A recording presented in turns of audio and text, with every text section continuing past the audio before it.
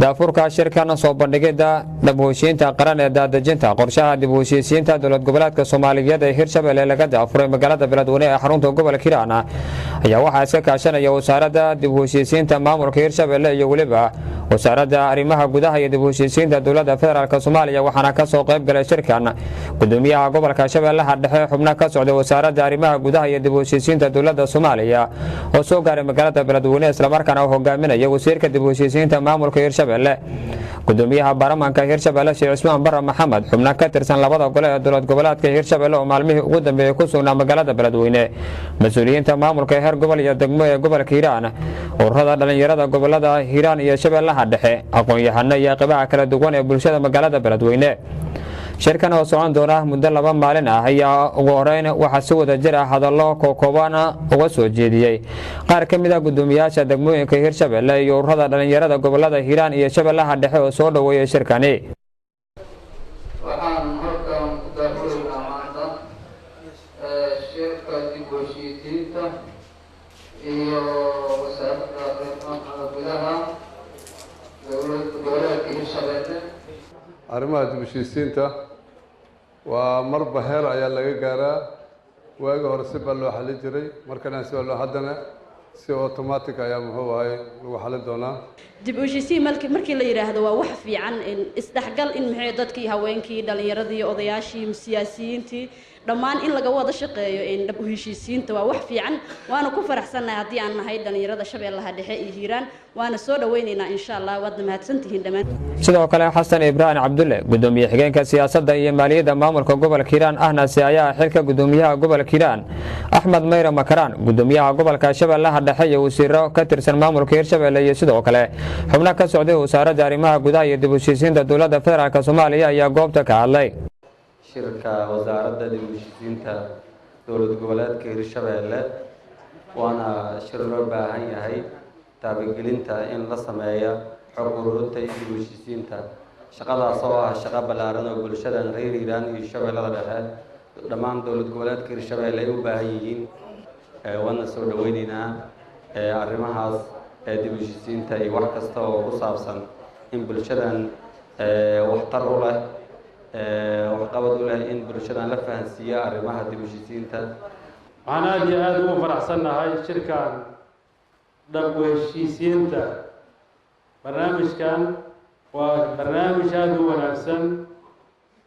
oo aad ugu faraxsanahay ummad aan heshiis ahayn horumar ma gaarto sharafna ma yeelato adduunyadana qiimo kama yeelato dadku haddii ay heshiis yihiin waxay qabsanayaan wax kastoo adduunyada ay u baahan yihiin oo horumarkooda iyo sharafkooda oo ku jiro waxaan soo dhaweynayaa shirka dhab u heshiisiinta dhab waxaa la yiraahdaa wax haddii lagu sheego ood qaadato oo dhab aad u qaadataa dhab la yiraahaa hal arrin aan muujiyo barnaamijkan sida wasiirku inoo sharaxay iyo madaxda kaleba waxaa la idiin soo bandhigayaa hanaan dhab-u-heshiisiineed oo qaran oo dowlad goboleedkana uu qayb ka ahaa uu wax ka dejiyey kiibaa heer qaran laga soo dejinayaa heer dowlad goboleed baa la idiin keenayaa kadibna heer degmo ayaa loo sii dhaadhicinaya aad iyo aad baan ugu faraxsanahay inay maaragtay madaxdii noo furaan wasiirka wasaaradda dib-u-heshiisiinta dowlad goboleedka Hirshabelle injineer Cabdikariin Cali Nuur ayaa faahfaahin ka bixiyay shirkan iyo muddada oo socon doona iyo waliba ahmiyadda bulshada Soomaaliyeed gaar ahaan bulshada reer Hirshabelle u leeyahay barnaamijkan wuxuu ka bilowday wasaaradda arrimaha gudaha federaalka iyo dib-u-heshiisiinta ilaa iyo heer national ama heer qaran ayuu socday maanta barnaamijkan aan u fadhino waxay tahay in waxyaabaha aan dejin karno ama aan idinka xulan karno ama input ah ku yeelan kartaan in adinka la idinka helo hanaanka dhab-u-heshiisiinta qaran inaan wax ka qayb qaadano annagana waxaynu leenahay oo annaga aanu samaysanay aanu isku afgaranay heer maaragtay dowlad goboleed inaan samaysanay haddii ilaa yiraahdo waxyaabaha muhiimka ah oo aan ka faa'iidi karno shirkana waxay tahay yacni maaragtay dhalinyarada haweenka odayaasha dhaqanka culamaa u diinka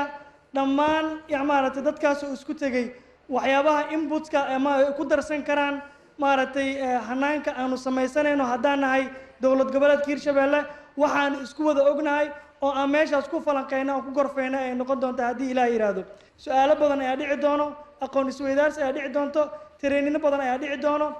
gudoomiyaha baarlamaanka maamulka hirshabeelle sheekh cusmaan bare maxamed oo daafuray shirkan ayaa ballan qaaday inay gacan ay ka geysan doonaan qorshaha dhab u heshiisiinta qaran. hawshan wasiirka muxuu ahaay dib u heshiisiinta ayaa runtii ayay hawl shaqaysa tahay